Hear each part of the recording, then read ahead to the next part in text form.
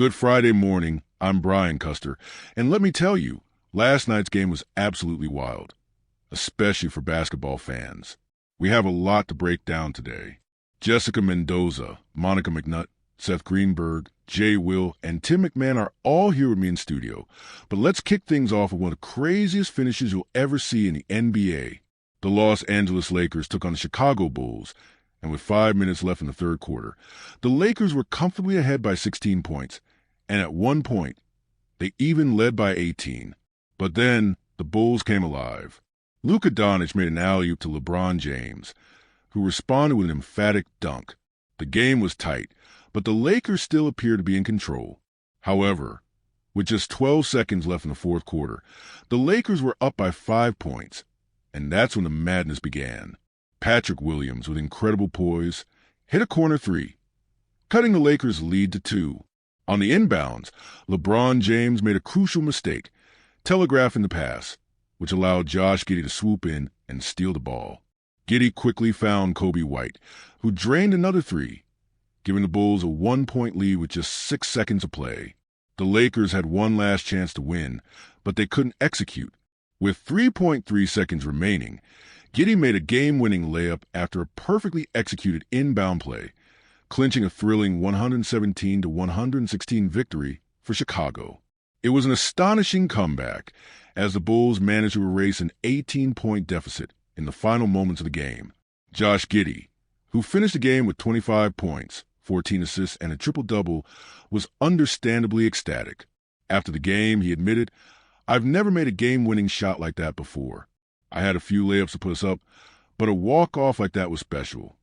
On the other hand, the Lakers were left in disbelief, and LeBron James had no choice but to acknowledge the painful nature of the loss. The Lakers became the first team since 1992, when the Hornets experienced a similar fate, to lose 2 consecutive games on game-winning buzzer beaters. The Lakers' collapse was a significant talking point. Incredibly, the Lakers were on the verge of pulling off a victory despite LeBron's missteps down the stretch.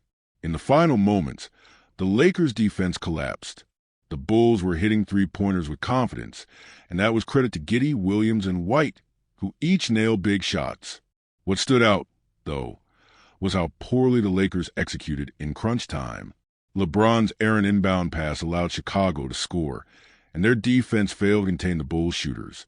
It's a collapse that will surely haunt the Lakers for a while. Monica McNutt, who joined us in studio, offered her thoughts on the game. You got to give credit to Josh Giddey, Patrick Williams, and Coby White. These guys were playing with the confidence of veterans, knocking down huge shots under pressure, she said. But I'm also wondering, are the Bulls back? They've been playing some good basketball lately. This is the kind of win that can really boost their confidence. Tim McMahon, also part of the conversation, couldn't help but compare the game's conclusion to what happened the previous night, when the Lakers suffered another tough loss.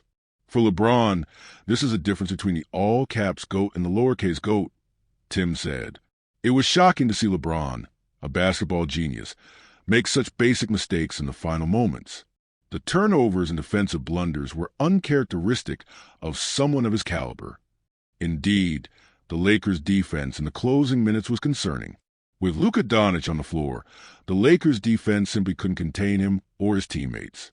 As Tim pointed out, the Lakers' personnel issues on defense are something that could cost them a legitimate shot at the title this season. The Lakers' defensive lapses were evident, especially when they gave up 44 points in the fourth quarter, with 11 of those points coming from three-pointers. That kind of defensive vulnerability is a recipe for disaster, especially come playoff time. Monica further elaborated, stating, Luka Doncic's struggles on defense are well documented, but he's capable of being an impactful defender when necessary. The Lakers, however, need better defensive personnel. They're not far off, but there's certainly a couple of transactions away from being a true championship contender.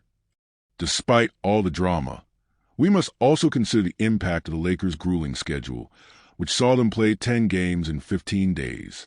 This stretch is no small feat, and likely contributed to their inability to close out this game. It's worth noting that the Lakers were leading by 16 points heading into the fourth quarter, only to completely unravel.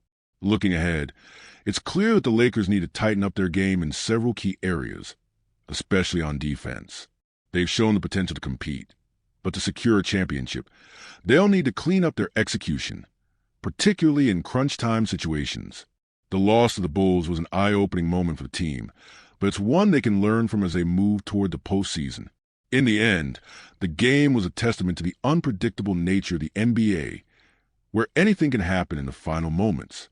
The Lakers' loss will sting for a while, but if they can address their defensive issues, they could still be in a hunt for a championship come the end of the season.